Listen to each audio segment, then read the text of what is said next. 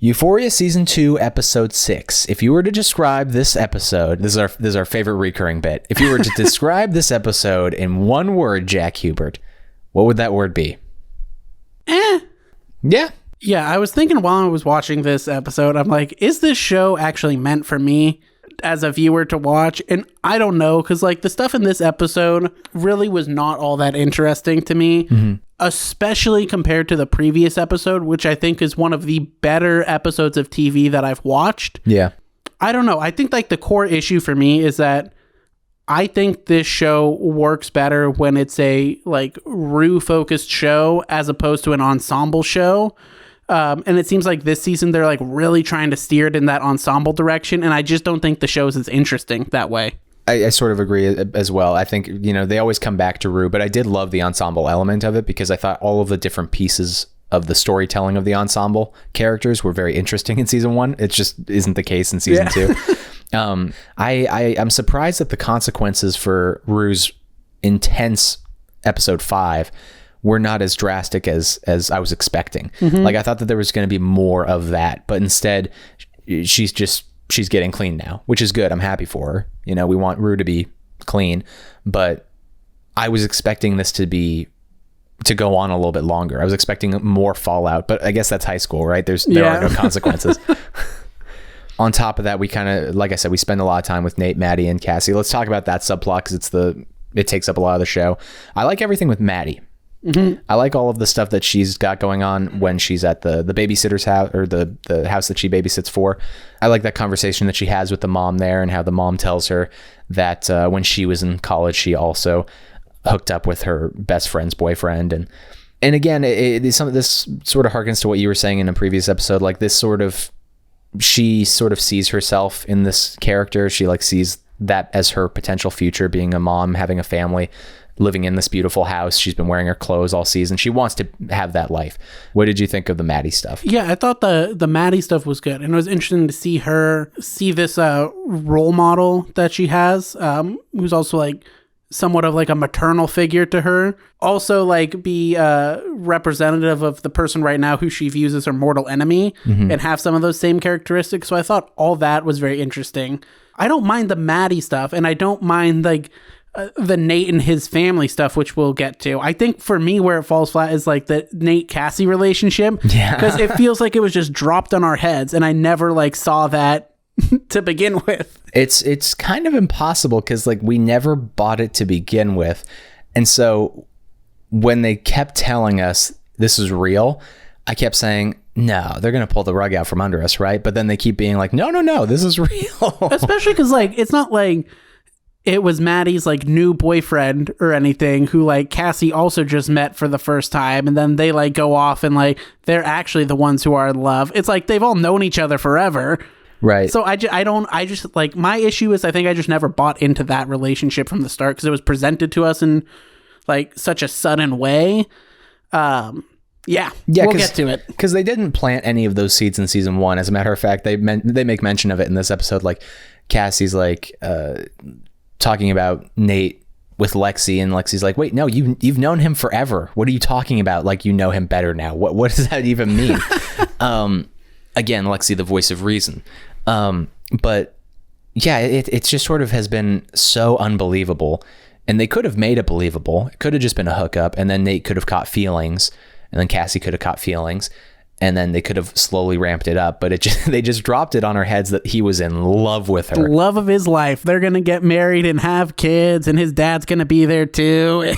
Yeah, I think the reason I'm a little bit more positive on this episode is because all the individual storylines, like you were just saying, the Nate with his family, the Maddie with the woman whose child she babysits for, those subplots separate, really good.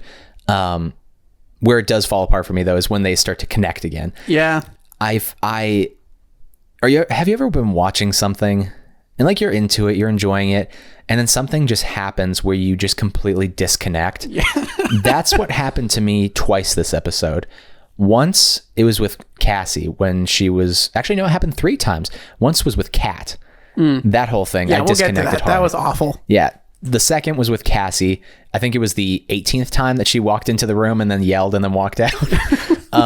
I was just like, I'm done with this. And then the third time was when Nate shows up with a gun. Oh my goodness. And puts it on Maddie's head. It was just so absurd and intense. I asked the question, is Nate redeemable, a few weeks ago? And the answer is no. No. And I feel like the answer was trending towards yes. And then we're at the point now where he fucking brings a gun to his ex-girlfriend's house and puts it on her forehead. I don't care if it was loaded or not. That's like beside the point right now. Yeah. If you're putting a gun on someone's head who you are supposedly in love with, you're fucking insane. And you're a bad person and not redeemable. Could you imagine if I came home from work one day? And I was like, hey, what's up, man? And I just had a gun in my hand. Are you saying you're in love with me? That's right. No, it felt so insane. I'll say this, though. I think it kind of works and it kind of doesn't. I think what kind of works is like in this episode, Nate is confronted by his mom and by other characters about like him being the bad guy, basically. Mm-hmm. And he denies it and he denies it. He's like, no. My anger was directed at my father. It's not general anger. I'm not generally angry. It's personal, not widely. It's personal, not widely. But then I think by the end of the episode, what's weird is it felt almost like this episode felt like the supervillain origin story. Right. Where like he comes to terms with the fact that he is not a good person. He says as much to Jules, basically. Which also was weird. Yeah. I thought that, I'm like, this is a weird thing for him to do. Yeah. And well, all over the place. Insane episode and not necessarily in a good way. All over the place. But with, I guess the last thing I'll just say about the Nate bringing a gun to Maddie's place. It's two things. It's one, it's a CW show that's teen melodrama and insanely unrealistic and just silly and like turning him into a cartoonish villain. On the other hand, it is revealing of some character because he could have just snuck in and looked around, but he didn't want to do that. Because the tape was just in her purse and the purse was just on the desk. It wasn't like it was hidden underneath something. This man's so fucking dramatic. He is dramatic. He wanted to make a point. And then he has the absolute audacity at the end to be like, hey, the gun wasn't even loaded. It's okay. I was joking. Yeah. And like that's a totally different kind of sick also. Right. So it tracks with his character, but it's just like so heightened and like it prevents any potential for redemption, which means that like it further disconnects me from the character if I don't think that there is a chance for them to ever be redeemed. And it's like it made no sense to me because if he was going to go that far to like get this tape and then destroy it, okay, that's one thing. But he goes and gets it and then gives it to someone else who doesn't like him. Like, what is this all? I don't... Because they lay some groundwork where like he might take over his dad's business. Right. And so he doesn't want a tape of his dad out there for that reason because it could destroy the business. Makes sense. That makes sense. Yeah. That's the plot A makes sense. Yeah, that makes sense. So then he gets it and then he's like, here you go, Jules. It just sort of felt a little quick. Maybe if they did this next episode, I would have been more forgiving of it.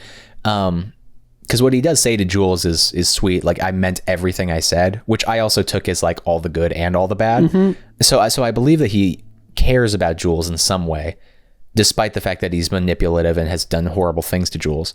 Same thing that he has done with Maddie. Same thing he's done with Cassie. That's just who he is. He gives and he takes.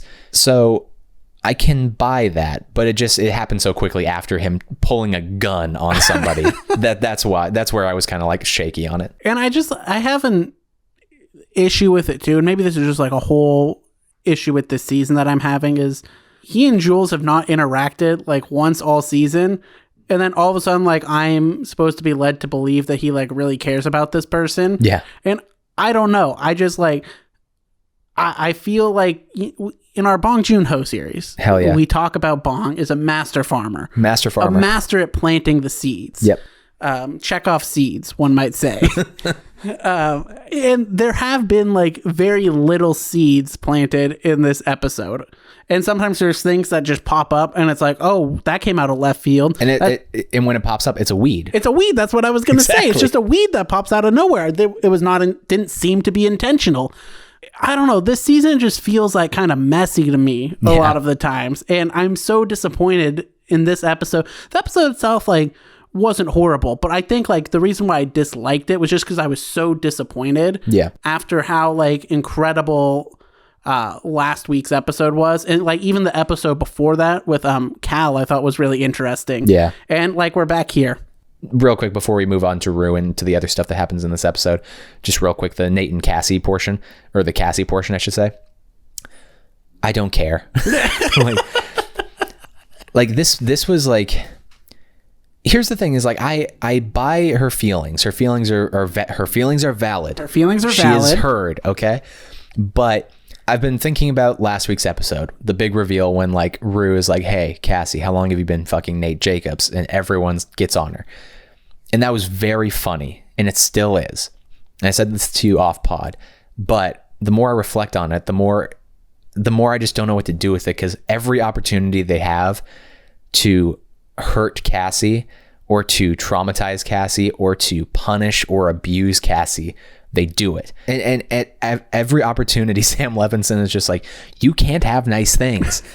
And in this episode, I understand why she is like screaming at the top of her lungs and why she's so angry and sad and why she's going to kill herself with the corkscrew. Yeah.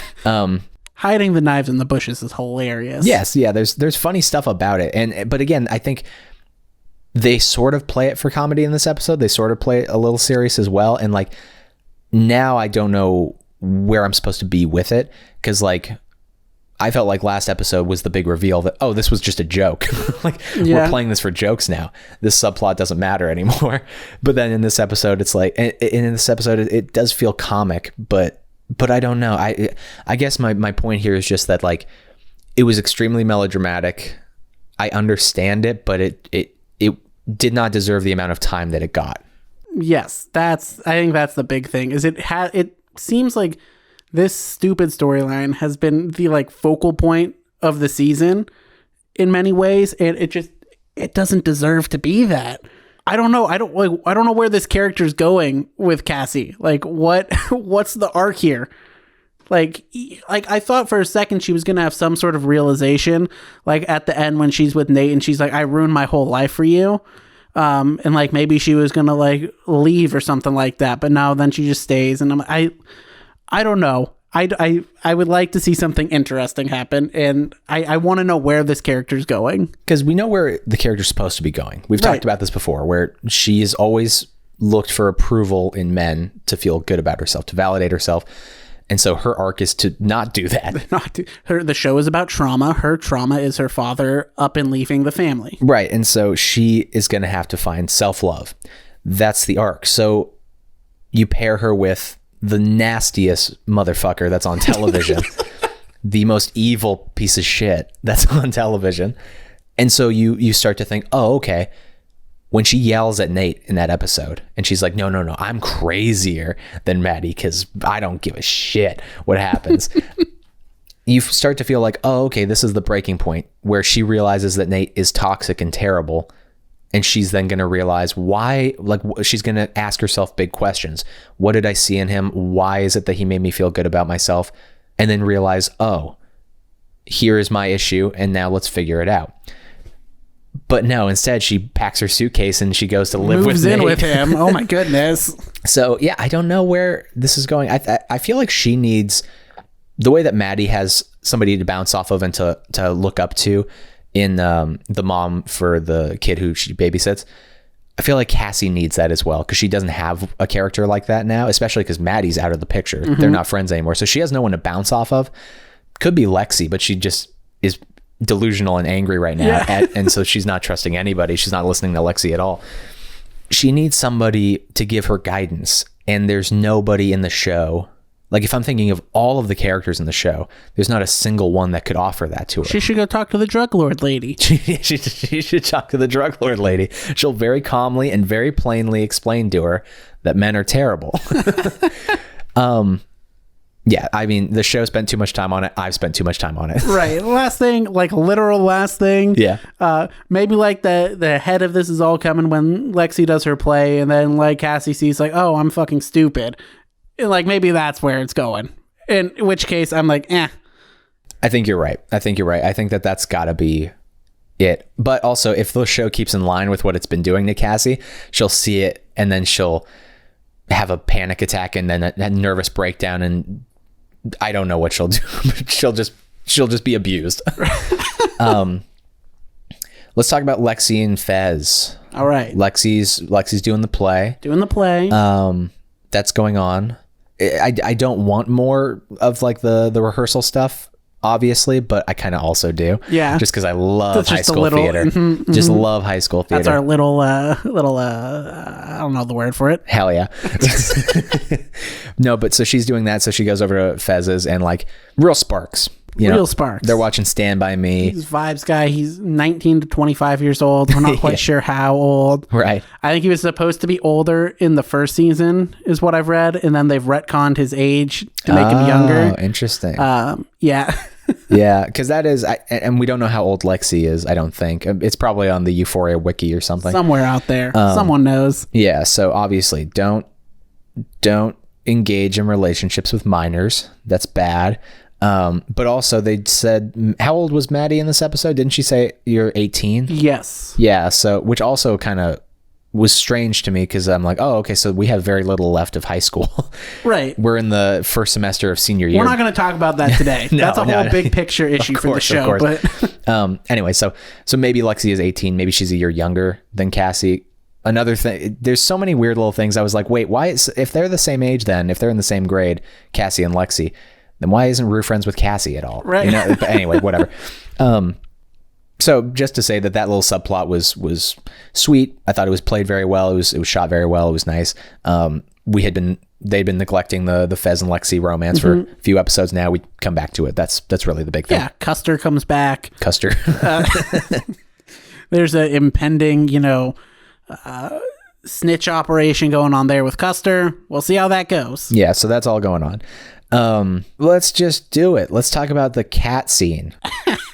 We've joked about how like every episode they give one scene to the subplot, but they keep doing it and it gets worse and worse. Possible way. It gets worse and worse. This scene actually almost, I won't say disgusted me, but very close to that. Yeah.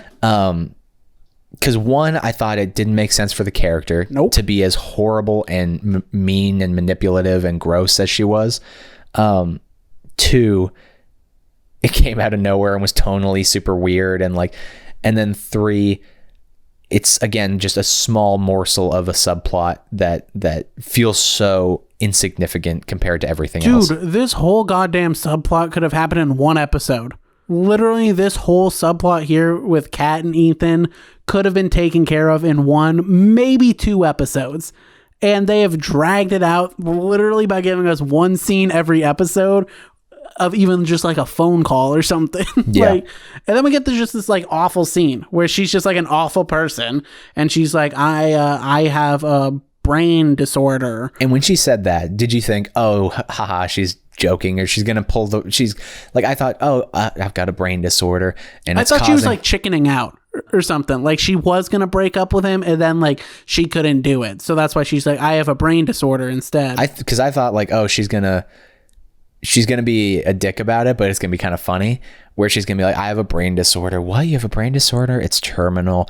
Yeah. And it means that I just, I don't like you.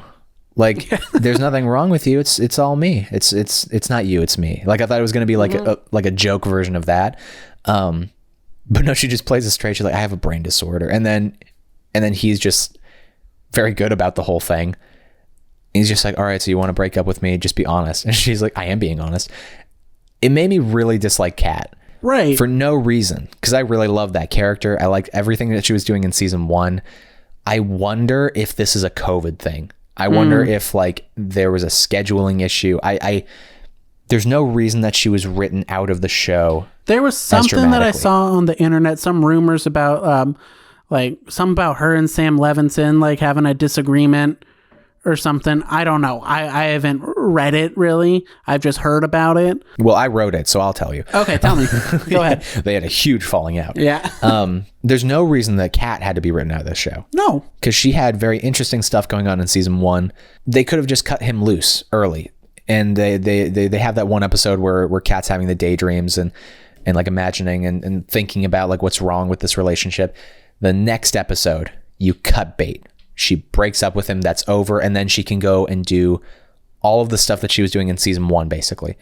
But I guess they just didn't want to do that, or there was a scheduling issue or something else. I don't know. It feels, it's a big letdown because it was an interesting character. I thought there was a lot of room to grow in season 2. Not the case. Hopefully we'll get more in season 3. Unless they kill her off here at the end of the season. She moves to Idaho. Yeah, she moves to Idaho. She's like, guys, I can't be around here anymore. Okay, so that happened. All the stuff with Rue in this episode. My guy Coleman Domingo is back. He's back. He's back, baby, and he's charming as hell. He's like, get your diarrhea ass out of here while I cook dinner with your sister. You too, Mom. I loved his whole perspective of like, you guys don't have to give unconditional support to Rue. It's okay to feel like she's abused your trust and that she's done horrible things, because she has. I think that's very good advice and very refreshing, because like it's almost patronizing to be like to see what you saw Rue do and then to be like, we still support you 100%. It's because you're lying at that point. You should be honest and you should say like, what you did was horrible. I feel awful. I'm traumatized forever now, but I still love you because you're my sister or you're my daughter or whatever it is.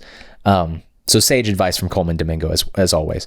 And then the rest of the Rue stuff is just her trying to get sober. What did you think of all the Rue stuff? Again, I think that's the most interesting part of the show. Coleman Domingo, incredible. That's what I got to say about that. I just like, that's like, to me, that's what like this show should be about mainly. Like that should be our like big focal point for the whole season and the whole series. And it just, whenever I see like how good that stuff is, I get disappointed with how much time we're wasting on the other storylines. And you know, the filmmaking is, well, I'll say the cinematography is always beautiful, regardless of who's in the frame. I think the filmmaking is at its best when Rue is in the frame. The Jolly Rancher scene is just wonderfully crafted. Great stuff. It's they hold on every shot, the perfect length of time, the twitchiness, the performance itself, the cinematography, obviously, the direction of it, the snot hanging out, just the whole picture is incredible filmmaking. So I do think that is where Sam Levinson, that's where he creates the best. Yeah. And I love her apologizing to Ali on the phone too. I thought that was a big moment for Rue, the character, to know that like she can do these awful things, but still have like the hope of redemption. So like, I thought like for the character, that was a very important and critical moment. Yeah. I don't have too much to say about the Rue stuff, because it was nice to watch, not so interesting for us to talk about. Right. So yeah, that's the majority of the episode. Is there anything that I'm missing? Is there anything that I'm forgetting from this episode? As always, the show is dense. I guess we could real quick talk about Nate and his mom. Yeah. Because I did like that. I thought that was interesting too. Like that's the stuff where, like, I think that component of Nate is compelling to me. The stuff with like him and his family and his father, and like how his trauma in his past turned him into what he is now. Like I find that stuff to be like, there's where I think like the nugget is to explore. It reminded me so much of Squid and the Whale. Because Squid and the Whale, for those of you who have not seen, it's a Noah Baumbach film. We did a review. It's on the channel. Check it out. It's a beautiful, amazing movie. I think it tackles toxic masculinity in a very productive way. Doesn't apologize for it, but it sort of explains a piece of it.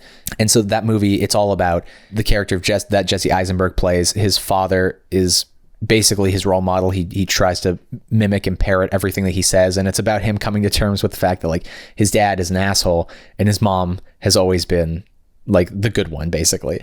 And you can start to feel seeds of that in this scene as well, where like dad's out of the picture. Now I just get to have a one-on-one with my mom, and like she's going to tell me exactly what I need to hear.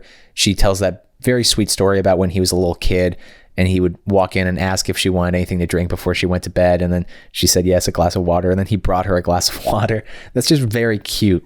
And a good character revealing scene, and the way he lashes back out at her again is character revealing. So all of that is really good. I worry that they threw it away though at the end of the episode when he pulls a gun on Maddie. Dude, I can't get over that. That was like, I don't know, man. Between the cat scene and that, I don't know what was stupider. Like, I'm sorry. Like, I like the show as a whole, but those two moments just like really pissed me off. Like watching it, I'm like, this is bad. Like, this is like over the top, like kind of cringeworthy. Yeah. Like, I don't know, man. Last thing, just on the Nate and his mom thing. I hope that the show turns into that more with Nate. Again, I think that won't be the case because he pulled a gun on a person, but that was nice that he was able to explore a little bit of himself in that scene, even though he doesn't come to terms with it. I'd like to see more of that dynamic play out. Right. And I hope that someone cleans up Cal's piss off the carpet. And that is a good place to end it, I think. There's nothing else in this episode. Mixed bag. 2 episodes left. 2 episodes left. We're coming to the end of the season. There's a lot to be resolved, and I know that they will resolve it. I don't know if season 3 has been confirmed yet, but it has been, yeah. I was expecting a season 3, so it will probably be left on a very dramatic cliffhanger. So anyway, just stay tuned and enjoy the rest of these episodes, and can come back and listen to these reviews.